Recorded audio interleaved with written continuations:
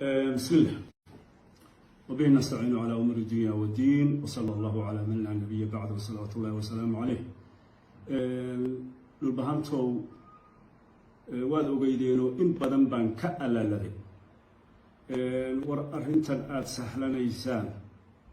isaaq waxa uu idinla damacsan yahay arrintu sida ay tahay haddaad ka warqabtaan qosol iyo dhaqasho iyo dhisme iyo nolol xaraga leh kumaydaan daasheen dulliganaad iska qaadi lahaydeen maanta waa taasoo waa idin caddaatay inta laydin dilay oo layna dilay oo maalinba mid horteenna lagu qashay yaa markii dhallinyaradii iyo caruurihii iyo dumarkii ay ka kaceen la yidhi waa la idinka daraya horta midabkii dhabta ahaa ee isaaq hadday maamul sheeganayeen iyo hadday wax isugu kiinqarinayeen wakaa waa gumaad iyo barakacin inna in la dilo inna inay barakacdo oo waddanka ka baxdo shuhadada laascaanood dhowrkii maalmood ee u dambeysay lagu dilay adliisti iyaga oo dulmi diidan oo ka diriraya dirirkoodu haba noqdo in ay dhawaaq iyo hadal iyo dhagax tuur awoodi ka noqotee yaa naftu ka baxday si xaragaleba u dhinteen maanta if iyo aakhiraba waa inugu dhaamaan inteena nool maxaa yeelay aakhirana waa shuhado oo la maydhi maayo lagu tukan maayo oo jannay toos u galayaan insha allahu tabaaraka wa tacaala ilaahay fadligii iyo karaamadii taariikhna inaga wacan oo taalaynu magacyadooda iyo muuqaalkooda ku xardhi doonaa oo ilaahay hadduu kuu roon yahay boqolaalka sane ee soo socda waa la xusuusan doonaa waxay noqon doonaan haliyeeyo la mid ah ismaaciil mire iyo raggiisii arrintan waxaynu u baahannahay inta gudaha joogta maanta maalinba magaalaasaa isaaq isugu hareerayn doonaa maalinba magaalay ku xasuuqi doonaan haddaynu maalinba magaalo ku eeganno dee waynu dhammaanaynaa waxaan leeyahay dhammaan magaalooyinka kale ee cara dhulbahante waa in laga gurmadaa waa in sidii loo sabata bixin lahaa dadka laascaanood ku nool jooga ee la xasuuqayo ee la hareereeyey sidaynu ama gudaha u gallayaa ama dusha ka dilayaa cadowga ku hareeraysanba in aynu u gurmano maxaa yeelay haddaynaan taa samayn maalinba magaalaa la cuni doonaa oo la baabi'in doonaa dadkeeda kadibna isaaq la dejin doonaa jaaliyadaha waxaan leeyahay guddiyadii qabta dhaqaalaha hay-adaha iyo dowladaha siiya maamulkan isaaq warka gaadhsiiya diyaargarooba hawl cusub baa bilaamaysa dhulbahantow waxaynu kaga bixi karaa arrinkan midnimo waxaan horena idinku sheegay haddeerna imaan doonta in isaaq isku dayi doono inay idinkala qaybiyaan reer u waxeeyaan arrintaa iyo shirqoolka aynu ka digtoonaano horgalaha la socda isaaq ee gulnimada qaatay reer maaha dhalashadana waynu ka saari doonaa intuu maanta cadow inoo soo raaco inuu berrina dhulbahanto noqdo ma dhici doonto haddaynu hore u oggolaanay oo yidhaahdo waa lay khalday ama carruur baan ka biilanayay inta iska cashishay ee ka tagtay gudnimada waa soo dhowaynaynaa inta ku harta ilaahay hadduu kuu roon yahay soo raacda cadowga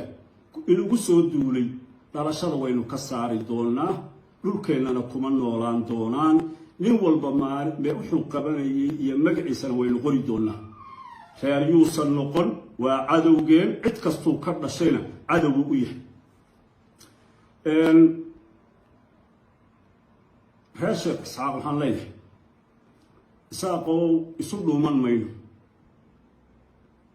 waxaana dilayay 15 sane u dambeysay ee dalka yaga ku soo duulay waa wiilashayeen ama maamulku ugu magac yeela ama ugu yeela waa taladiinii iyo tamartiinii qof kastoo laga dhintay waxa naga dilay waa isaaq cidda haddeer dadka ku xasuuqaysa magaalada waa isaaq ilaa hadduu kuu roon yahay cidda aanu ka aarsan doono waa isaaq ilaa hadduu kuu roon yahay waa ognahay mirar yaryar oo kooban oo ka xun waxa waa la soconnaa waana naqaanaa hase yeeshee beelweyntii isaaq inay xasuuqa iyo xaqdarrada nalagu hayo inay isku raacsan yihiin culimo iyo caamo waanu ka warqabnaa isu dhuuman mayno berri yaynaan kala cabanin dowladda federaalka ah Soomaaliya madaxweyne dadkan lagu laynayo laascaanood ee la xasuuqayo waa dadkan madaxweynaha u ahayd nasiib darro calankii adiga lagu dhaariyay inaad qarannimadiisa ilaaliso yay kor u hayaan oo lagu wada tooganaya iyagoo kor u haya gobollada kale ee Soomaaliyeedba gurmad iyo ciidan iyo calaf leba waad u dirtaa midda madaxweyne waa lagu xamanayay baryahani Soomaalinimadii meel ka hooseysa yaad istiribaad madaxweyne u tahay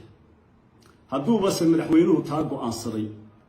oo yidhi anigu Soomaaliyo dhan madaxweyne uma ihiye reer ka mida Soomaali baan u ahay Soomaalidii kale ee qaranka madaxda u ahayd maxay u aamusan tahay ma loo harbaa maxay u aamusan yihiin ilaa hadduu kuu roon yahay international community-ga waxaan u sheegaynaa dhaqaalahan maamulka isaaq uu nagu laynayo waa dhaqaalahaad idinku bixisaan waa ciidamada aad tababartaan